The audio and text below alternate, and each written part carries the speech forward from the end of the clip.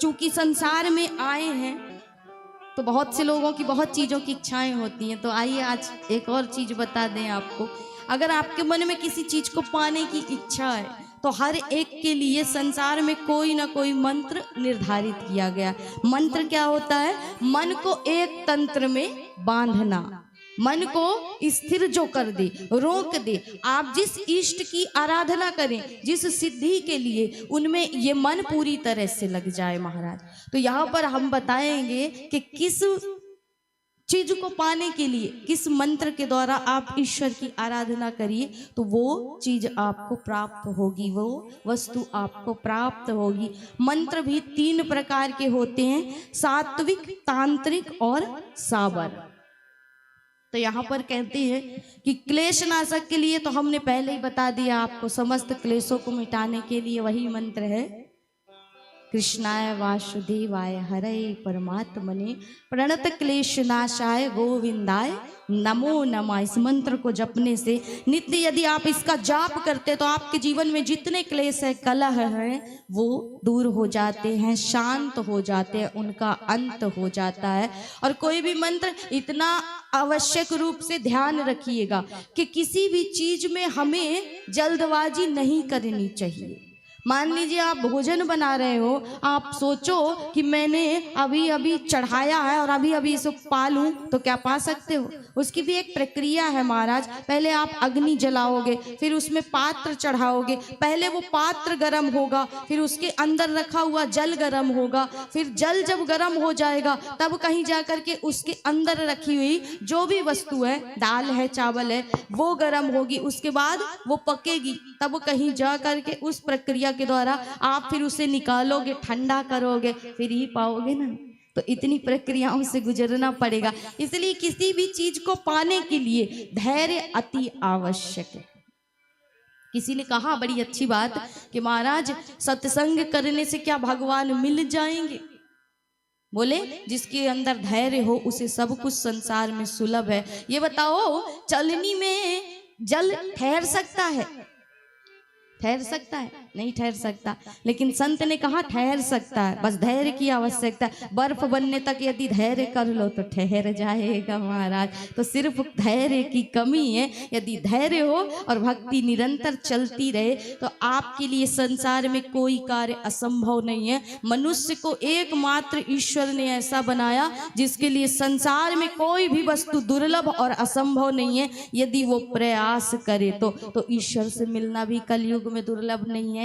आज भी आप जाइए ब्रज में, कभी ग्रंथों को, पुराणों को उठा करके पढ़िए, भक्तमाल की कथा पढ़िए। आज भी कलयुग में भक्तों को भगवान दर्शन देते हैं, उन्हीं की कथाएं हैं भक्तमाल में। हमारे ही अंदर हमारी ही चीजें छुपी हैं, सिर्फ हम उन्हें ढूंढने का प्रयास नहीं करते हैं। दूसरा मंत्र, शांति यदि जीवन में चाहिए, शांति चाहिए तो भगवान के चरणों में ही।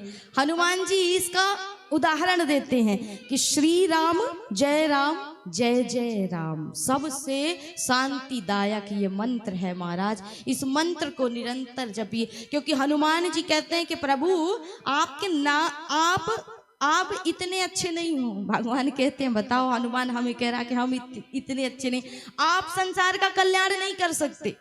भगवान ने कहा कैसे हनुमान? बोले आप नहीं कर सकते महाराज, जो कल्याण आपका नाम कर सकता है। आपने तो सिर्फ अवध का कल्याण किया, लेकिन आपका नाम तो युगों युगों तक जीव का कल्याण करेगा। इसलिए राम का नाम राम से अधिक प्रभाव देने वाला है। तो यदि शांति चाहिए तो उसके लिए जपिए श्री राम जय जय राम। और तीसरा मंत्र कहते हैं चिंता मुक्ति मंत्र। जिसको जीवन में बहुत चिंता हो, बहुत डिप्रेशन रहता हो, अशांत रहता हो, व्यक्ति हर समय कोई ना कोई बात उसकी बुद्धि में चलती रहती हो, तो यदि उससे आप मेडिटेशन पाना चाहते हैं, शांति पाना चाहते हैं, तो एक बात और ध्यान रखिएगा, पुरुष वर्ग में ये चिंता, ये तनावग्रस्त ज़्यादा होता है। तो इनके लिए एक बात कहना चाहेंगे हम कि प्रातःकालीन उठ करके न्यूज़पेपर पढ़ना बंद कर दीजिए। पूरी समस्या तो वही है महाराज। अब सुबह होते ही पहले दिमाग तुम कलह में ही लेकर के जा रहे हो, इसके साथ ये दुर्घटना, उसके साथ वो हो गया, ये मार ये पीट। महाराज यही पढ़ोगे तो घर में यही होगा।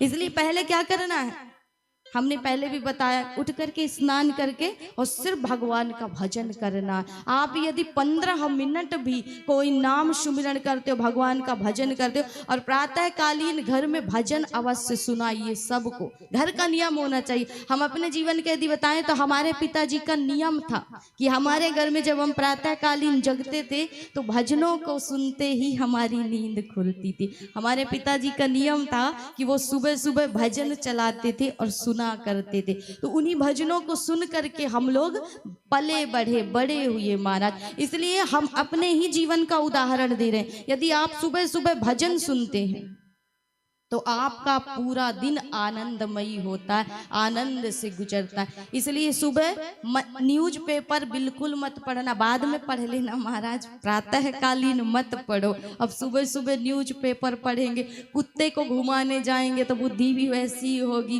पहले के समय में कहते थे इंसान गाय पालता था, गाय को चराने जाता था, लेकिन अब क्या करता है, अब कुत्ते पाले इंसान, उसके बच्चे पाले आया, और उसे वृद्धावस्था में पाले वृद्धाश्रम वाले। यही दुर्गति हुई है कलयुग में मनुष्य की। बस 3 ही काम किया है मनुष्य ने जीवन में, ये कुत्तों को पालता है, इसके बच्चे आया पालती है, और इसे वृद्धा आश्रम वाले पालते हैं महाराज। तो इसलिए चिंता मुक्त यदि होना चाहते हैं तो एक ही है हमारे भोले बाबा, ओम नमः शिवाय। इस मंत्र का आप जाप करिए। सुंदर स्नान करके यदि रुद्राक्ष की माला है तो उससे आप जाप करिए, असर जल्दी होगा, प्रभाव जल्दी पड़ेगा। चौथा संकट मोचन मंत्र है ओम हन हनुमते नमः। इस मंत्र का जाप करने से आपके जीवन में किसी प्रकार की घबराहट है, किसी प्रकार का संकट है जो टल नहीं रहा है, तो इस मंत्र का आप प्रयोग करिए। और पहले भी हम बता चुके हैं कि स्नान करके पहले आपको हनुमान चालीसा का पाठ करना है, नित्य प्रति का नियम हो। हनुमान चालीसा पाठ करने के बाद आपको नित्य प्रति सुंदर कांड के 5 दोहे का भी यदि आप नियम लेते हो पढ़ने का, तो आपके जीवन से वैसे भी सारी समस्याएं खत्म हो जाती हैं। 5वां कहा सुख शांति और समृद्धि के लिए भगवान विष्णु की आराधना करिए, इनके मंत्रों का जाप करिए। इनके मंत्र कई हैं, पंडित जी भी सुनाते रहते हैं। त्वमेव माता च पिता त्वमेव, त्वमेव बन्धु च सखा त्वमेव, त्वमेव विद्या द्रविणं त्वमेव, त्वमेव सर्वं मम देव देवा। तो इस मंत्र का, इस श्लोक का आप जाप करिए नित्य प्रति। बड़ा सरल है, सबको याद होगा महाराज, इसलिए इसका आश्रय लीजिए। यदि ये नहीं होता तो ओम नमो नारायण, सीधे सरल शब्दों में इस मंत्र से आप भगवान विष्णु को प्रसन्न कर सकते हैं। और विष्णु यदि प्रसन्न है गए तो लक्ष्मी अपने आप प्रसन्न हो जाएगी। इसलिए सुख चाहिए, समृद्धि चाहिए, शांति चाहिए, तीनों का समावेश एक साथ चाहिए, तो आप इनका जाप करिए। या फिर श्रीमन नारायण नारायण हरि हरि, बस इतना ही गाना है। और कभी भी गा सकते हो महाराज, मुख है, काम करते चलते फिरते हर समय आनंद में मगन रहिए। उसके बाद कहा कि 6ठा मंत्र है मृत्यु पर विजय प्राप्त करने के लिए। यदि कोई घर में बीमार रहता है आपके, तो ये बात तो सभी को पता होगी ना कि कौन से मंत्र का जाप किया जाता है। ओम त्र्यंबकम यजामहे सुगंधिम पुष्टि वर्धनम और उर्वारुकमिव बंधना मृत्युर्मोक्षे यमामृता।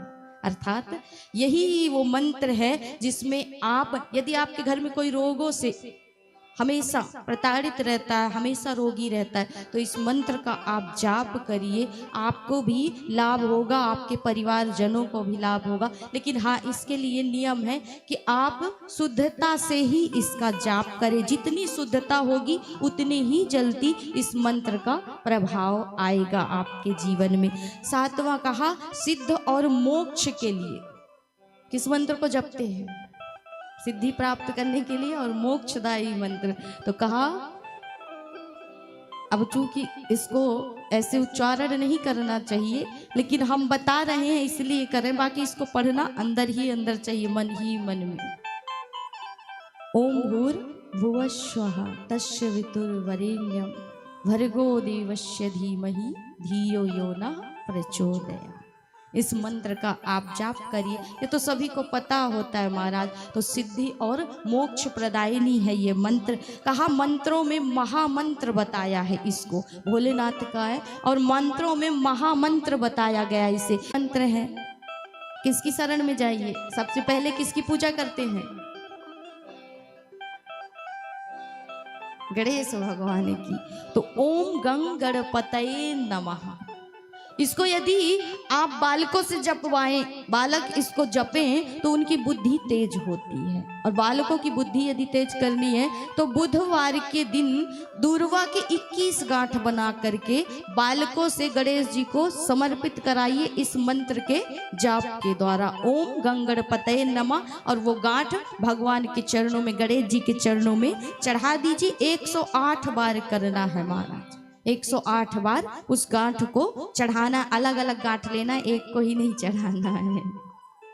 21-21 दुर्वा के गांठ बनाइएगा, 108 बना करके भगवान गणेश को समर्पित कराइए। इसके साथ सुंदर चुटकी भर सिंदूर ले लीजिएगा और घी ले लीजिएगा। इससे बालकों को यदि आप प्रयोग कराते हो तो बहुत फायदा होता है। गणेश जी क्या है? विवेक के देवता हैं, बुद्धि के देवता हैं। सरस्वती और गणेश की आराधना करने से, इनका भजन करने से, नाम जपने से आपके बालकों की बुद्धि तेज होगी। इसलिए इस मंत्र का जाप करवाइए अपने बालकों से, बुद्धि उनकी तेज होगी और विवेकशील होगी महाराज। अब आखिरी मंत्र है दरिद्रता नाशक। जिसके जीवन में दरिद्रता नहीं जा रही है, घर में हमेशा धन का अभाव बना रहता है, या किसी प्रकार की भी दरिद्रता है, शारीरिक रूप से, धन के रूप से, किसी भी प्रकार की है महाराज, तो उसके लिए है ओम ह्रीं ह्रीं श्री लक्ष्मी वासुदेवाय नमः। अर्थात लक्ष्मी और नारायण दोनों की प्राप्ति इसी मंत्र से होगी, और दरिद्रता को दूर करने वाले यही देव हैं। तो इन मंत्रों के द्वारा आप भगवान की आराधना करिए।